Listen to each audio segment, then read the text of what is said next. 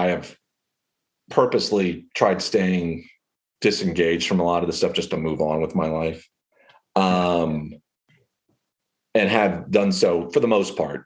But having said that, once everything started going sideways in August, a bunch of people reached out to me asking for help.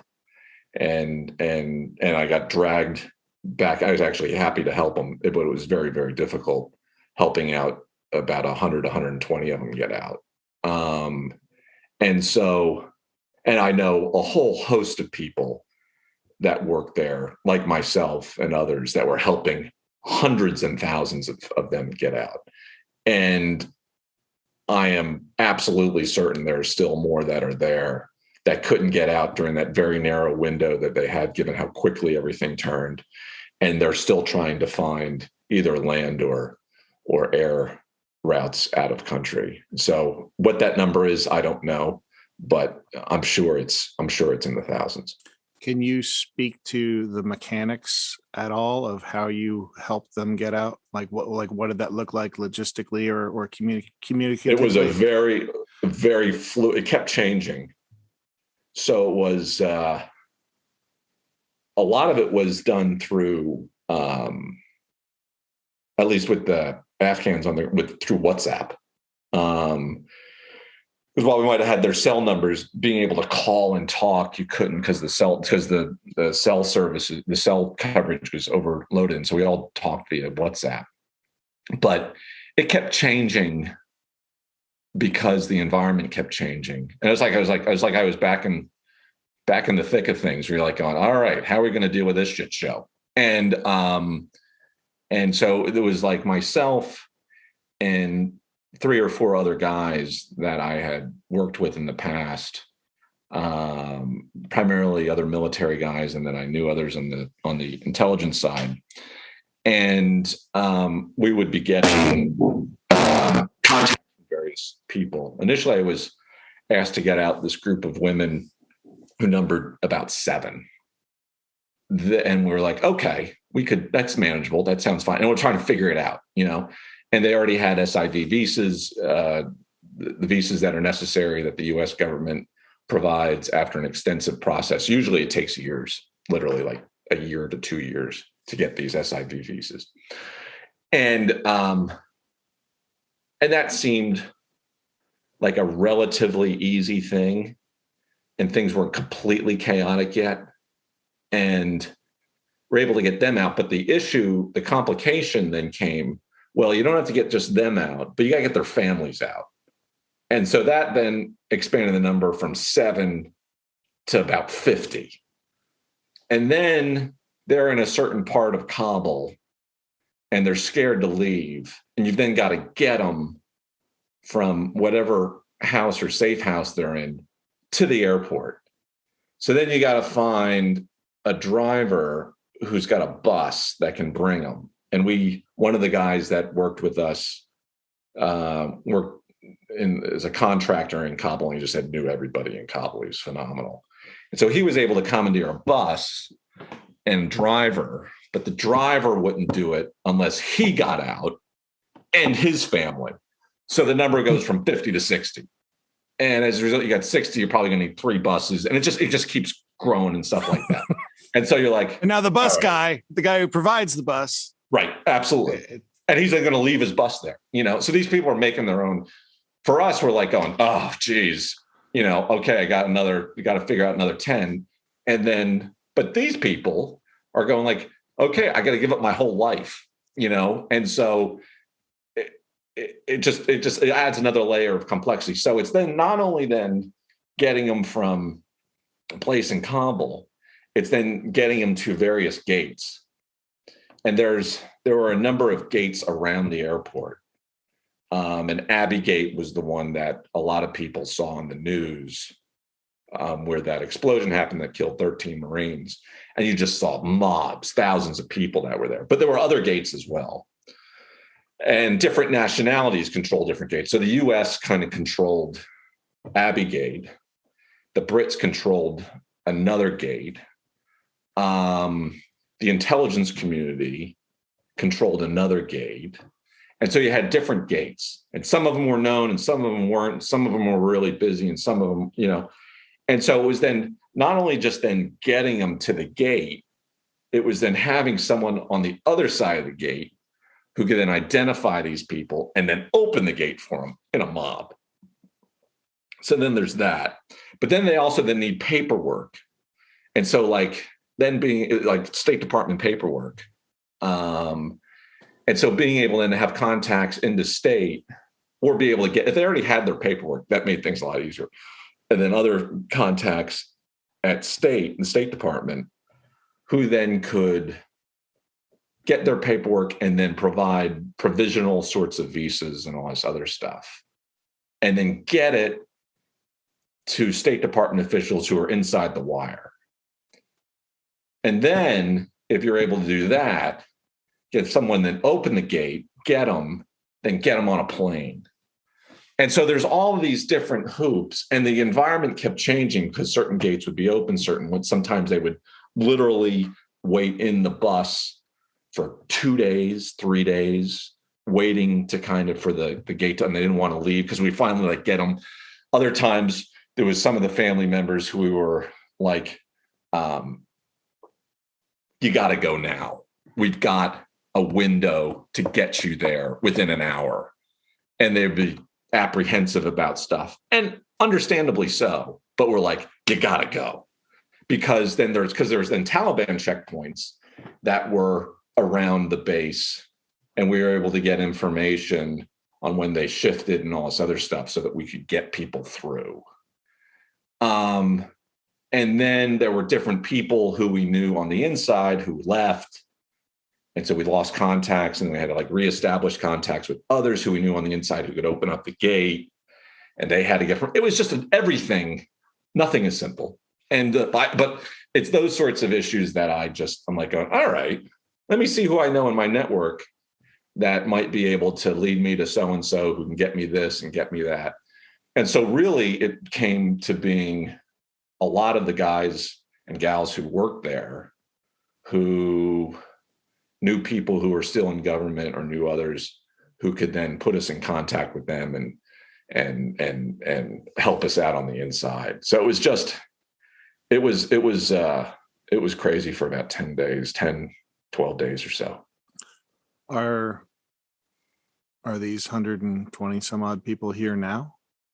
Not all of them, no.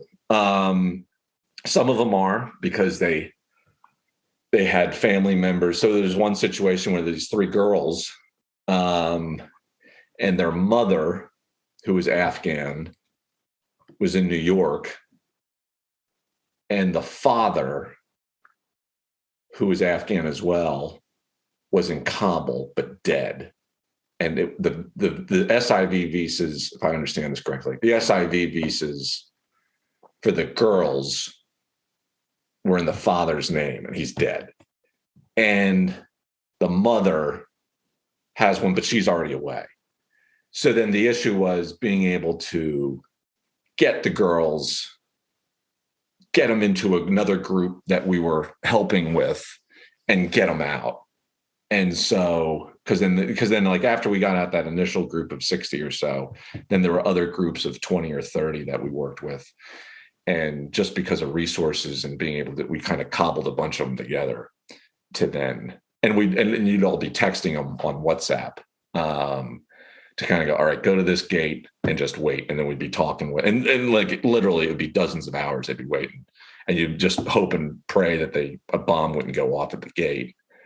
And some of them would get scared and leave because we're trying to get a person on the inside to open up the gate and let in the van, or have them get off the van and come in.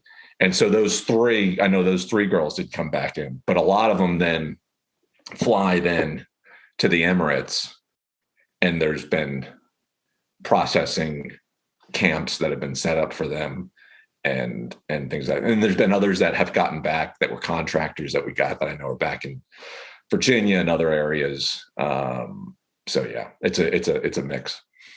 Do you mind if I ask? I mean, I know you won the award for heroism.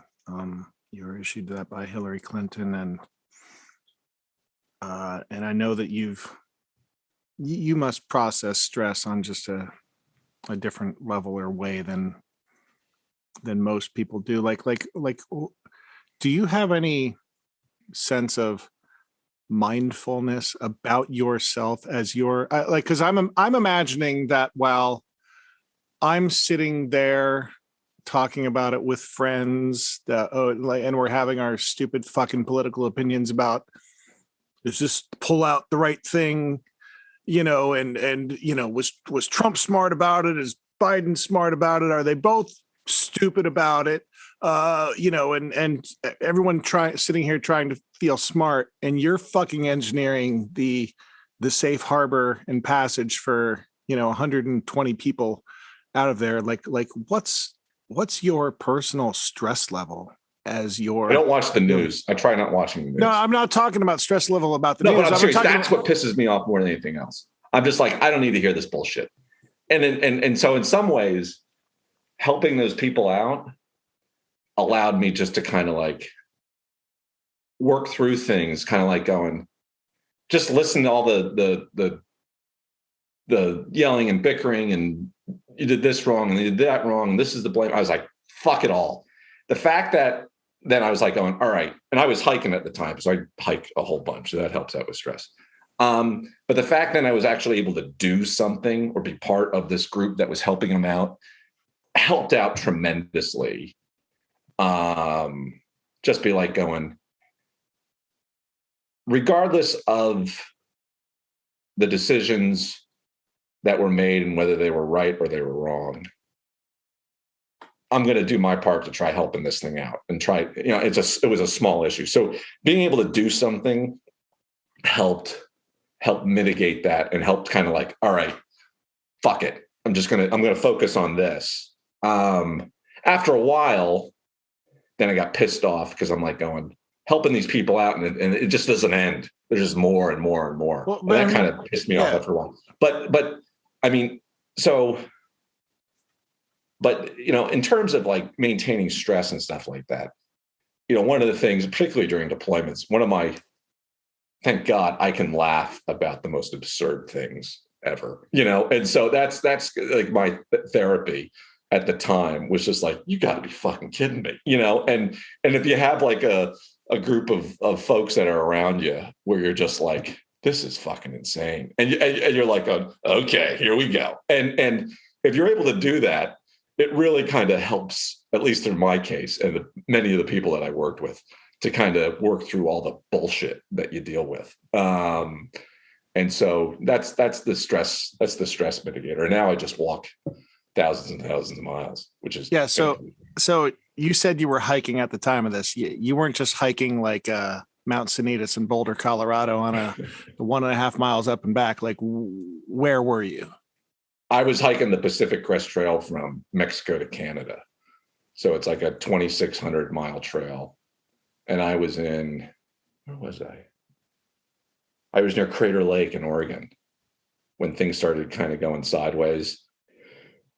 And I went to a town when I got to Crater Lake. I got a ride to some town, so I had reliable cell service. And just like was talking with everybody, and people are kind of like going, "Hey," it's when the discussion started happening on whether, do you know some ways to get out? Do you know ways to get into the airport and all this other stuff? I'm like, I don't know. And so you'd start talking with other people who you worked with, and you'd be like going, and it would come up in conversation, and like going, yeah, we got this, we figured this out, but we don't know. And then from that, I then went back hiking a little bit, and I'm like going, I got to get off for a few days in order to have reliable coverage and kind of work that issue. Because the guys that I was engaging with most of the time, they were all over the place. And so all of us were remote. And so I just jumped off and focused on that for a little while, which was good. And then I got back hiking, and I finished up in Canada, now 2 weeks ago or so. So wow. So it's great. It's great. I just listen to my audiobooks, and I just hike like 23 to 27 miles a day, and I'm in my little bliss. But in the process of helping those people, those days that you're sticking in the towns for the cell coverage, you say to a person or a family, like, you've got an hour to get to the fucking military base. What I tried doing in this whole situation as well is that in my mind is like, you got a fucking hour, you got to move your ass, right? That's going on in my head. Okay. But I also then, the other split mind to me is like going, they're scared. They don't know what's waiting for them. They're the ones that got to go out on the street and go through these various checkpoints and go into the mob. And so I'm not telling them you got to fucking go and do this stuff. You want to be direct. And there was a friend of mine, John, who was doing a lot of that stuff with them, and you're trying to get them going, and then they would or they wouldn't. But he's done this stuff as well. He's a retired Army colonel. He understands, the challenges that they're going through as well. And so you try to be mindful of that, but there was also a point in our discussion where we're like going, they might not make it, and that you've got this deadline coming up, because I doubted it was going to be extended where they were going to pull out everybody. And I'm like going, they've got another window that we can generate, maybe 2. And after that, it's not. And then if you can't, you then have to, at least I do, rationalize that you've done everything you can and that it just can't happen. And that was an issue that we had with this last bus. There was a last bus that we were trying to get through about 2025. And we got them to this gate, and they were literally the next bus to get through.